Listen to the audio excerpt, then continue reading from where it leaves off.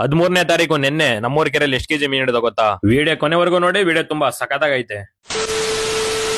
ಬುಧವಾರ 5 ಗಂಟೆಗೆ ಎದ್ದು ನಮ್ಮ ಆಟ ತಗೊಂಡು ನಮ್ಮೂರ್ ಕೆರೆ ಹತ್ರ ಹೋದೆ. ಮಂಗಳವಾರ ಕೆರೆಗೆ ಬಲೆ ಬಿಟ್ಟಿರೋವೆಲ್ಲನ್ನು ಬಲೆ ಸೋಸ್ಬೇಕಾಗಿದೆ, ಅದಕ್ಕೆ ಬಲೆ ಸೋಸೋಣ ಅಂತ ಕೆರೆ ಒಳಗಡೆ ಹೋಗಿ ನಿಟ್ಟು ಬಲೆ ಸೋಸ್ಬೇಕಾದ್ರೆ ಇಷ್ಟು ಜಿಲೇಬಿ ಬಿದ್ದೈತೆ, ಇನ್ನು ಬಲೆ ಸೋಸ್ಕೊಂಡು ಹೋಗ್ತಾ ಇದೀವಿ. ಬಲೆ ಸೋಸ್ಬೇಕಾದ್ರೆ ಒಂದು ಸಣ್ಣದು ಕಟ್ಲ ಮರಿ ಬೀಳುತ್ತೆ, ಆ ಕಟ್ಲ ಮರಿನ ಬಿಚ್ಕೊಂಡು ಇನ್ನೊಂದ್ ಸ್ವಲ್ಪ ಮುಂದೆ ಹೋದ್ರೆ ಅಲ್ಲೊಂದ್ ಕಟ್ಲ ಮರಿ ಬಿದ್ದು ಸೊತ್ತೆ ಹೋಗೈತೆ ಗುರು.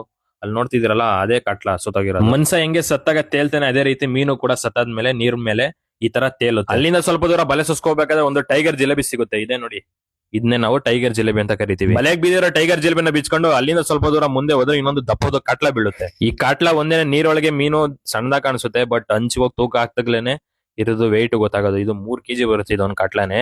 ಸೊ ದೂರದಿಂದ ನೋಡಕ್ಕೆ ನಮಗೆ 2 kg 1 kg ತರ ಕಾಣಿಸುತ್ತೆ.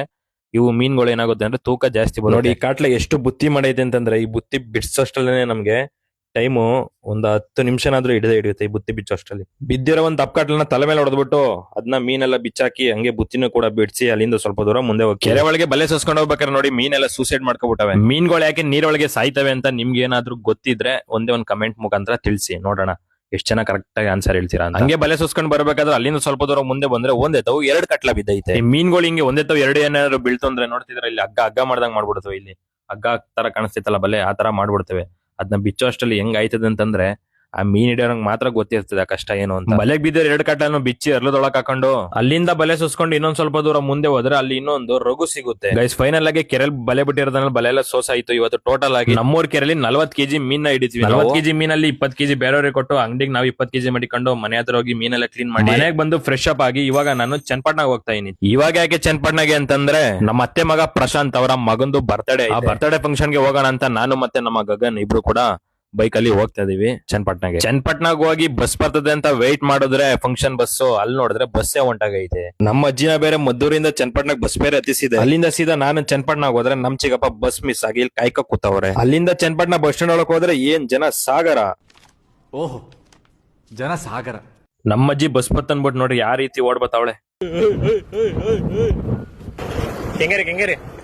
ಫೈನಲ್ ಆಗಿ ಬಸ್ ಹತ್ ಕೂತೋ ಗುರು.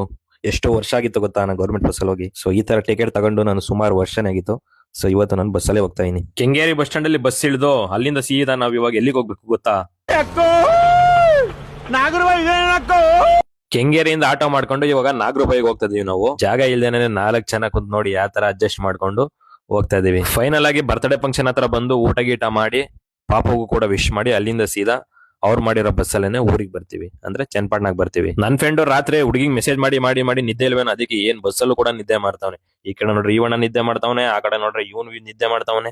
ನನಗಂತೂ ಮಧ್ಯದಲ್ಲಿ ಕುತ್ಕೊಂಡು ಬೇಜಾರೇ ಆಗೋಯ್ತು ಗುರು. ಚನ್ನಪಟ್ಟಣ ಬಸ್ ಸ್ಟ್ಯಾಂಡ್ ಬಂದು ಗಾಡಿ ಪಾರ್ಕಿಂಗ್ ಹಾಕಿರೋದನ್ನ ಗಾಡಿ ಎತ್ಕೊಂಡು ಅಲ್ಲಿಂದ ಸೀದಾ ನಾವು ಊರಿಗೆ ಬರ್ತೀವಿ. ಇವತ್ತಿನ ಲಾಗ್ ಬಂದ್ಬಿಟ್ಟು ಇಷ್ಟೇನೆ. ವಿಡಿಯೋ ಇಷ್ಟ ಆದ್ರೆ ಲೈಕ್ ಮಾಡಿ, ಜಾಸ್ತಿ ಇಷ್ಟ ಆದ್ರೆ ಒಂದೇ ಒಂದು ಫಾಲೋ ಮಾಡಿ. ಮತ್ತೆ ಭೇಟಿಯಾಗೋಣ. ನಮಸ್ಕಾರ.